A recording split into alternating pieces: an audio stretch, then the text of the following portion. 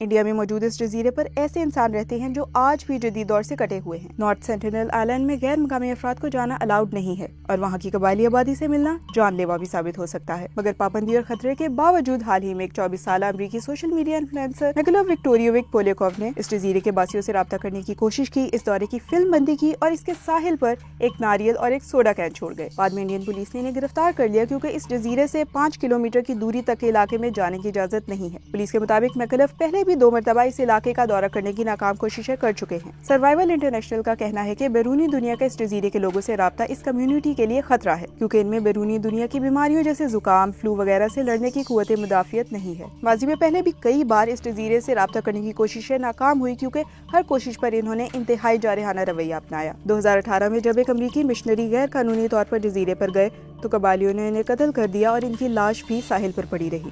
2006 में भी 2 माहीगीरों को कबायलियों ने इस जजीरे पर कत्ल कर दिया था। तकरीबन 20 साल कबल खींची गई इस तस्वीर में इस कबीले के फर्द को हेलीकॉप्टर पर तीर ताने हुए देखा गया था। सेंटिनलीज के रस्म रिवाज और इनकी ज़बान के बारे में किसी को कुछ मालूम नहीं है। माहिरीन का कहना है कि गालिबन ये वाहिद ऐसे इंसान है जो हजारों बरस कबल पत्थरों के दौर से तसलसल के साथ जिंदा हैं। सर्वाइवल इंटरनेशनल के तर्जुमान जॉनथन माजुवर कहते हैं कि बरतानवी दौर में कम से कम 11 ऐसे कबायली ग्रुप थे जो बाहरी दुनिया से कटे हुए थे, लेकिन राब्ता होने के बाद अब सिर्फ इनमें से 4 बचे हैं, जिनमें से एक ग्रुप सेंटिनलीज का है।